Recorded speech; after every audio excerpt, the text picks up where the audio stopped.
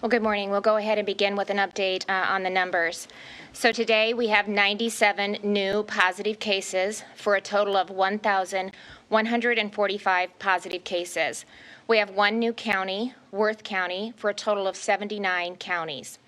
We have 1,151 negative cases today for a total of 12,821 negative cases. The state hygienic lab has the capacity to test 1,329 individuals. We have 122 hospitalized as of last evening, and we have 431 recovered, which is 38% of all of our positive cases.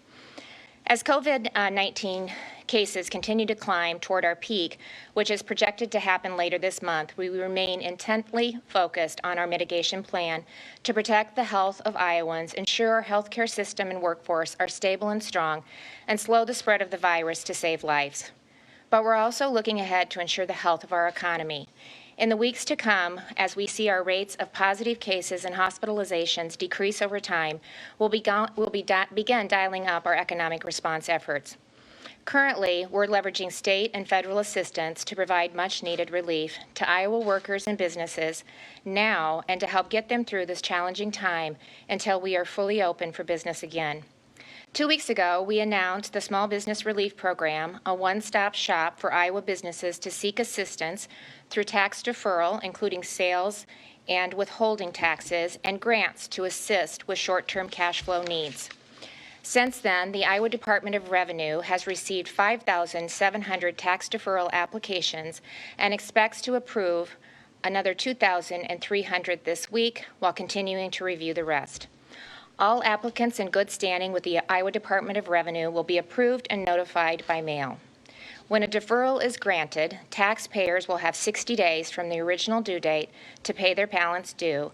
Penalties and interest will be waived for those 60 days.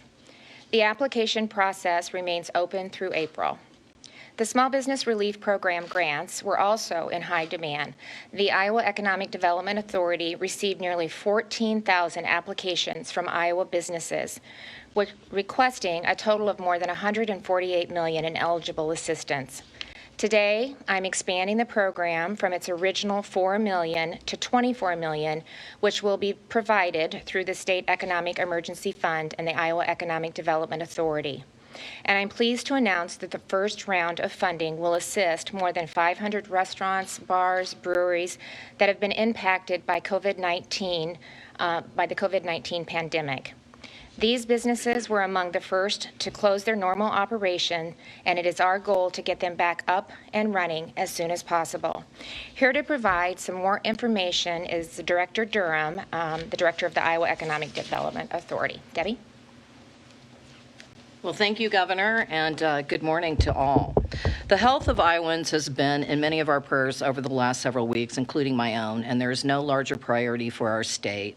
Also, I want to give a heartfelt thank you to our first responders, healthcare professionals, the homeless service providers who I had a conversation with yesterday, and our frontline workers for their expertise and commitment in assisting Iowans during these challenging days.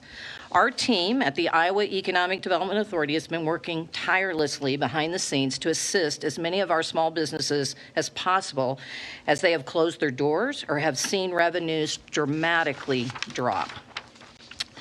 Actually, our team has spoken with or emailed with a large percentage of our small business owners from every industry sector and region of our state over the past couple of weeks. To our small business owners, we heard you. We heard every one of your stories about your family's businesses or your new venture. We heard it in your voice, we saw it in your detailed emails, and we witnessed it in your applications. I am here to assure you, judging by the thousands of emails and phone calls that we responded to, it reinforces what we already know. Our small businesses are the backbone of our communities, and we are working closely with the governor to leverage resources to assist as many of them as possible. So let's talk about the process. We received nearly 14,000 small business relief grant applications, as the governor stated, including at least 15 from every Iowa county. Every application received was triaged, and I use this word very purposefully. because triage actually describes this entire effort and this entire process. We determined eligibility, and the businesses identifying the greatest revenue disruption were awarded in this first round of funding that went out last evening. As a reminder, this program was designed to be short-term, stopgap funding until our federal resources became identified or available. The first round of the 503 email award notifications have gone out to business owners, and additional notifications will be going out the remainder of this week. The initial round of funding totaled more than $10 million, with grants ranging from $5,000 to $25,000. I can tell you, as of this morning, we had almost half of those back already with signed contracts and W-9s, and now in the process of getting their checks. Eligible applicants that do not receive a notification this week will be considered for potential funding rounds in the future, but a new application will not be opened. I do encourage, however, that all Iowa business owners that have been impacted by COVID-19 to visit iowabusinessrecovery.com for information about all programs and resources that we may or other agencies will have available that touch on business relief. So with that, thank you very much. Thank you, Debbie. And I want to thank the Iowa Economic Development Authority and the Iowa Department of Revenue for their effort, for the effort that your teams have put forth to help Iowans at this time. You know, there is absolutely no playbook for the situation that we're in right now, but your willingness to develop solutions that will provide relief until we get things back up and running is making a difference for so many Iowa businesses and families during this time. So again, just a heartfelt thank you to all that you've done. So yesterday, I did also provide additional information about some of the data that we are tracking to ensure that our hospitals have the resources they need to care for Iowans. And as our number of positive COVID cases continue to increase, so as I mentioned, 6 regional medical coordination centers, or RMCCs is how you'll hear us refer to them, have been established by the Iowa National Guard to support the Iowa Department of Public Health and our Iowa Healthcare coalitions. The RMCCs help facilitate communication, critical information sharing, and coordination of healthcare resources within a region or across the state as needed. Today, I want to take a look at 2 additional regions and provide a snapshot of hospital resources that are currently in use for COVID-19 patients and the resources available to care for others. So we'll start with Region 1. The RMCC Region 1 is located in the central and south central part of the state, and it includes the Des Moines metro area. So as of yesterday, there were 33 COVID-19 patients hospitalized in Region 1. No new patients were admitted in the last 24 hours. They have 11 in the ICUs and 6 were on ventilators. At the same time, there were 1,433 inpatient beds available, 179 ICU beds, and 221 ventilators available and ready for patient care. In RMCC Region Number 2, which covers central and north central part of the state, they have 2 COVID-19 patients that were hospitalized in Region 2 yesterday. No new patients were admitted in the last 24 hours. 1 patient was being cared for in an ICU, and 1 was on a ventilator. During that same time frame, there were 231 inpatient beds available, 11 ICU beds, and 26 ventilators available in Region 2 hospitals. Just as we saw yesterday, patient volume is manageable and resources are in good supply at this time. You may have noticed that the number of beds and ventilators is significantly less in Region 2 compared to the other RMCC regions. North Central Iowa has a much smaller population. The hospitals in those counties are smaller, and they have fewer resources than hospitals in more of our urban areas of the state. But if a facility in Region 2 experiences an increase in COVID-19 patients and needs medical equipment, the RMCC will facilitate getting it to them. In addition, if a patient in Region 2 community needs a higher level of care, that's what is available locally, they can be transported to another hospital either in the same region or elsewhere in the state. And this is the purpose of really establishing the RMCC model now so that we are ready to respond to any situation that may unfold. Again, I want to thank the Iowa National Guard, the Iowa Department of Public Health, the Homeland Security and the local public health officials, and Iowa's healthcare coalition partners for working together as one system of care. As I've said multiple times, we are in this together, and I greatly appreciate everything that they are doing to make sure that, first of all, everything that we're doing is to prevent overwhelming our hospital facilities and to protect our healthcare workers and to protect the most vulnerable, but also that we are prepared in the case that we start to see an increase in the numbers. So with that, we'll open it up for questions. Governor, I wanted to understand the spending on the business grant program. So is it correct that the first round of funding just went out the door? Is it last night that you said? And so, you're expanding the program from 4 million to 24 million, and I believe that's through the authority that the legislature gave you when they suspended. Right. Are there have you used any of your of that authority for other spending purposes? And then I also want to understand how the federal money is going to come in, because we're expecting that. So we have not yet. So as we had indicated earlier, we wanted to make sure that we had all of the guidelines from the CARES Act so that we knew that we were using our money appropriately until we could have it be either backfilled or supplemented through mission by the CARES Act. I was not able to get on, but my chief of staff was able to set on a call this morning with Secretary Mnuchin. Iowa will be getting $1.25 billion in a block grant. They are anticipating the rules and the guidance for that coming out next week.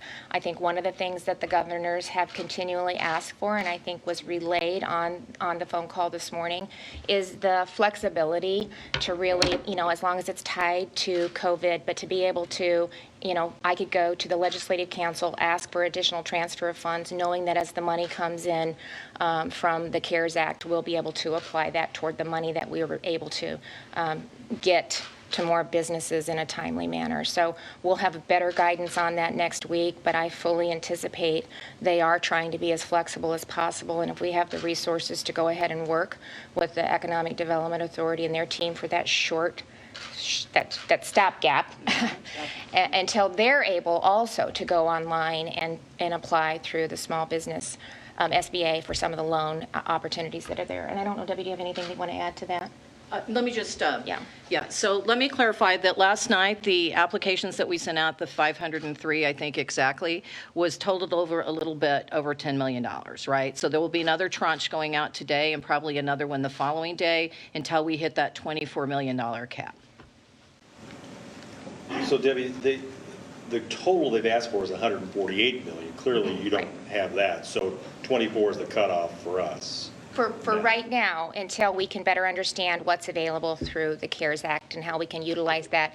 But again, in conjunction with the SBA and other loans that they have available to some of the businesses too. And then, Governor, you gave out the new numbers for Region 1. That's most important to most of our viewers now. So how encouraged are you by those numbers, and what do you want to tell Iowans about hospital? Are they prepared, and do you feel comfortable that we're ready for whatever might come down the road here? I really appreciate the data and the information that's being supplied to our team from the RMCC. So we really are able to track on a daily basis the number of beds being utilized, the number of ventilators that we have, and we can, put that into the projections as we look at the peak. We are always preparing for the worst, but I am somewhat optimistic. We still haven't peaked yet. We're anticipating that at the end of this month. But again, only 10% are hospitalized right now, so that's a fairly good number. And I think the number that gives us a lot of hope is that the 38% of all positive cases have recovered. And so what we have seen over the last 7 to 9 days is our positive cases have been pretty stagnant. So they've stayed pretty much the same over the 7 to 9 days, and that's really what has been our goal, is to really flatten that curve, not overwhelm our healthcare systems, while doing everything that we can to protect our most vulnerable Iowans by every single Iowan doing what they can do, and that is stay home, reduce your trips to just essential services, whether that's to go to the doctor for groceries or to pick up medicine, exercise exercise. For heaven's sakes, get out there, but do it responsibly. Practice social distancing. Do not gather in groups of more than 10. And if you are sick, isolate yourself and stay home. And if we see that, and we're seeing some of the reflection of that, hopefully we'll start to turn the corner and we can start talking about how we dial back up the economy.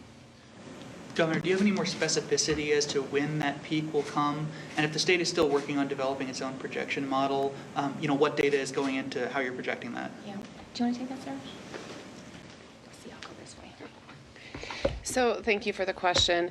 We do continue our work with the University of Iowa in terms of analyzing the data. One of the things that I think we all recognize, and we've talked about it at these press conferences, is that some of the projections will be difficult to make because we have had a limited number of tests and limited number of testing capacity, and that is something that we continue to work on every single day in terms of trying to increase testing capacity in the state. So we are actively working with the University of Iowa College of Public Health to develop those models. But I think to the governor's point, the most important thing that we can be doing right now is to prepare. And so to flatten that curve as much as possible, to understand what our resources are, to understand what the plans are, should we start to see increased hospitalizations in a particular area of our state. And so we're very focused on that. We're doing that every single day, and we just continue to ask Iowans if they continue to do the things that the governor has asked them to do, that public health has asked them to do. I think that we'll be in good shape here. Thank you. Is it safe to say that we have enough ventilators now, we have enough beds, we have enough PPE, or are you still looking for more of that now? The PPE shortages are real. We continue to look for PPE from all different avenues.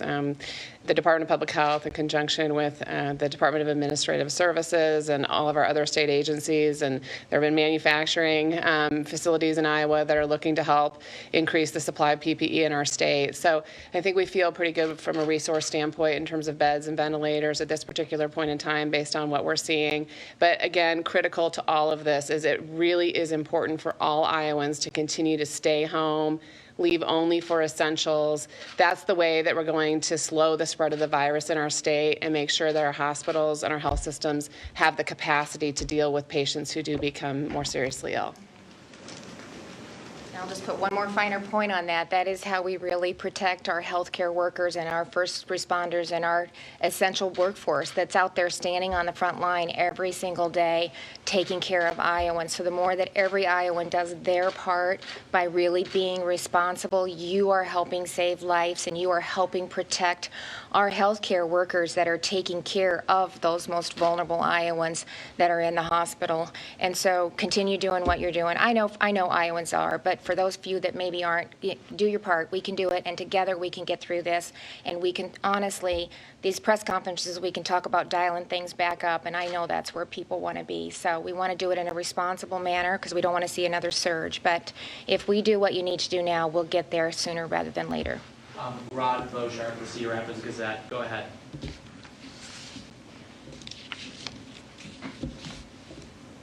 Rod, are you there? Yes, Governor, I wanted to ask with the nice weather and limited outdoor options, we're hearing reports of crowded trails for hiking, running, and biking where it's difficult to manage social distancing of at least 6 feet apart. And the problem is such that some local officials are considering closing their trails to the public temporarily until you hit the COVID curve flattening in the state's peak period. Is it on the radar at the state level to consider closing those trails or otherwise expanding closures of outdoor recreation spaces? I hope not, because we need that. We need that for our mental well-being. We need that for our kids and our families to get the exercise and to get outdoors. So practice social distancing of 6 feet. Kevin and I went for a walk on Sunday. We came across somebody. We both split on the sidewalk and practiced our social distancing of 6 feet. But the other, option is to take a mask with you. So if that becomes a problem, then you're protected that way as well. So we're trying to be, responsible and resourceful while always mindful of the need of the PPE, and so they scarf, mask, whatever that may be as a secondary practice. But first and foremost, you need to practice the social distancing of 6 feet as much as you can. Caroline, go ahead. Governor, I have a question about this notion of staying home and also not gathering in groups of 10. Can you clarify that, you know, is the groups of 10 seems in conflict with staying home, because it would seem that people could say that, oh, you know, a group of fewer than 10 people can come to my house for dinner party so long as it's, you know, 10 or less. Can you clarify? Yeah, I wouldn't do that, Caroline. Doing something like that. Yeah, I wouldn't do that if I were you. I'm not suggesting that, but we have put out an order that you can't socially gather in groups of more than 10. Be responsible. I think the first thing I say is stay at home. You know, that's how you limit exposure, and that's how you limit exposing other ones. Everybody has to be responsible when they're making those decisions. So, you know, we're going to get together this Sunday for Easter via Zoom. You know, I'm going to have to cook my turkey, our 3 daughters, our turkey ham. I mean, so, you know, we're using social media to connect, but, you know, we're not getting together with my family either, because we need to do everything we can to stay at home, limit going out except for essential services. And if we do this, we'll get through this sooner rather than later. David Pitt, go ahead. Yes, Governor, thank you. We noticed a 17% jump in hospitalizations in the last day or so, and I wonder if that increase is telling us anything about the severity or anything else that might suggest data-wise that we should be aware of. Okay, I'll let Sarah talk to you about that. Yeah, thank you. Actually, what you're seeing in terms of the hospitalization data is a difference in the way that that data is being collected. And so previously, we had been asking local public health agencies to follow up with patients to determine hospitalization status. Over the course of the weekend, we put out a new mandatory reporting order, and we're asking hospitals to report that information to us directly. The intent of that is really so that we have a more timely information about our number of hospitalized patients. Previously, some of them were still pending investigation by local public health agencies, and so we also wanted to have more timely understanding of what our hospitalization rates were. And you heard the governor mention earlier that we have about 10% of our total cases that are hospitalized at this particular point in time. And I think that is consistent and actually maybe a little bit lower than what we've seen nationally with a 15 to 20% general hospitalization rate. So but what you're seeing is not necessarily a jump in hospitalizations overnight, for example. It's just more timely reporting, so we have a better, more accurate picture of what our current hospitalization rate is. Next question, Rachel at Channel 5. Hi, Governor. Your team, 2 questions. Your team told me yesterday independent living facilities aren't monitored in the same way as long-term care facilities. Can you explain why that is? And then also, 3 employees at the Veterans Home in Marshalltown have tested positive for COVID-19. What is the state doing to respond to this location, and do you consider this an outbreak? Yeah, at the Iowa Veterans Home, was that the question? I'll go ahead and answer that, and then I'll have Sarah talk about independent living and long-term care facilities. Actually, the Commandant has been very proactive in educating the staff and the facility based on the Department of Public Health guidelines. They restricted visitors, I think, March 15th is when they started doing that, if not sooner than that. All the staff is screened for respiratory systems. They take a temperature scan when they're coming and leaving. Anybody that has tested positive and anybody that they've come in contact with, they are testing outside of the facility with a drive-up test. So, and they are keeping them isolated until they get the test back to find out whether they're positive or negative. As of today, today, they have had 25 tested, 19 negative, 3 positive, 3 pending. They have tested 25 residents, and they have 0 that are positive. The staff member that was tested positive on the 26th had no contact with any of the residents. The staff that was tested positive on the 27th, the last day of work was the 17th of March. She was a direct care provider, but so they have been able to test anybody that she had come in contact with. And then again, the last one, the last day of work was March 29th. They also made sure that those that had been they had been in contact with knew it and were watching for symptoms and were being tested if they saw any symptoms. Also, all direct care staff are expected to wear surgical masks and face shields at all times when they're dealing with the residents, and the non-direct care providers are required to use homemade masks, and if they would like a shield, those are being provided as well. So I will ask Sarah then to talk about the long-term care. Yeah, thank you. So one of the things we know about this virus is that it spreads very quickly in situations where people have close contact with one another. And so when we talk about long-term care outbreaks, and we're talking about long-term care facilities where we have a number of patients that are living very closely together, which we distinguish from an independent living facility where residents might have their own apartments. And so, you know, it's not that we don't follow up and provide guidance and assistance to independent living facilities or assisted living facilities. But when we're reporting a long-term care facility outbreak, it's more in terms of your traditional nursing home where we have a number of patients that are living in close quarters with one another. And so because we know this virus is so contagious, when people are in close quarters like that, that's what we're referring to when we say that we have an outbreak in a long-term care facility. So it doesn't mean that public health isn't doing everything that we would normally do in terms of contacting patients and contacting people that they may have been in close contact with, like members of their immediate household, if they are living in more of an independent living facility type situation.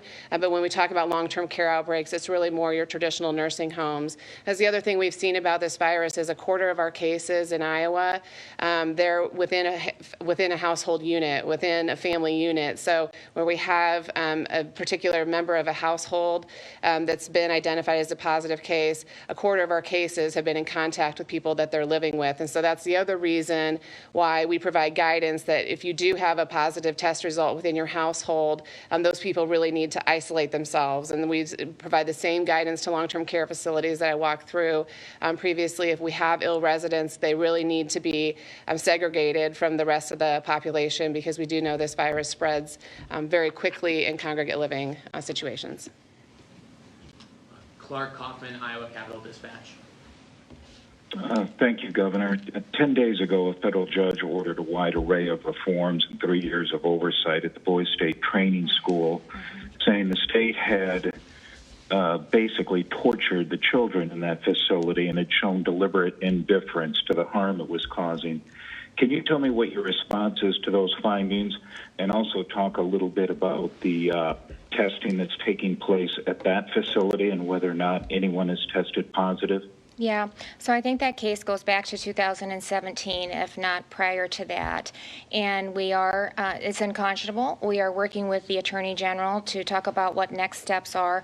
I want to thank Director Garcia for the steps that she has already taken and will continue to take to make sure that we get the situation resolved at the home. And she continues to be on the grounds and working with the staff and working with the Attorney General and legal team as to what we do moving forward. I'm not sure. I'd have to get back to you on how they're testing there, so we can follow up with an answer to that. I'm not sure which steps that they have taken, so I can follow up with an answer to that. But we will continue to work with the Attorney General for next steps. And again, I want to just say thank you to Director Garcia for the steps that she has taken to correct the previous actions. We're going to do two more questions. Adam at KCRG. Hi, Governor. I had two questions, both around long-term care facilities. As Dr. Pedati mentioned, those are of high concern just given the close living quarters and how contagious these coronavirus cases are. Why not identify long-term care facilities that have had one case, like Minnesota has done, so there doesn't appear to be any HIPAA concerns with doing so? And then on the second part of that, is there an effort to do testing of asymptomatic residents at these homes that have had one case, or are there any other steps being taken to kind of get ahead of a potential outbreak and stop one case from becoming many? Well, I can tell you that they have been very proactive because we have over 444 long-term care facilities in the state of Iowa, and we identified very early on, before a lot of the other states, that that was a really potential risk for us because that's where some of our most vulnerable Iowans were at with underlying conditions. So working with the association and the providers all across the state, they have been very proactive in eliminating visitors, entrance in and out, screening their staff, and working very diligently to make sure that they have the PPE that they need while they are serving some of our most vulnerable Iowans. So they have been very proactive in taking every effort that they can to protect those Iowans. And I'm going to have Sarah talk about the testing. Yeah, so certainly we define an outbreak as evidence of transmission within a facility of the virus. And so that's why if we would have a single case, we wouldn't necessarily consider that to be an outbreak until we had evidence that transmission of the virus was actually occurring within the facility. And so I kind of outlined all of the things that we have been asking long-term care facilities to do when they do have a positive case identified in their particular facility. And that includes, screening all patients for fever and cough or breathing problems daily. We've also advised for the use of PPE with all patient interactions within a long-term care facility. And that really is because our goal is to prevent the spread of the infection within those particular facilities. And so if we can do that, then we wouldn't consider there to be an outbreak in the facility. But once we get to 3 or more confirmed cases, that's the standard that we're using to determine that we do have an outbreak in the facility. Dave Price, last question. Go ahead. Good morning, everyone. Governor, within about an hour or so ago, Des Moines schools announced the plans to do distance learning beyond the suggested April 30th that you've already advised they will do it for the rest of the year. Okay. At this point, can you tell the remaining districts when you think you will decide whether you will have to take the step to recommend shutting down schools for the rest of the year for everybody's safety? And then along with that, what role do you see that the state will play, if any, to help families who don't currently have the ability at home to do this laptop or iPad-based learning so that they don't fall further behind? Yeah, Dave, thank you for that question. I appreciate that very much. As we've made all of the decisions that I've made, especially when it came to recommending closing of our schools, to extending and mandating the closure through through April 30th,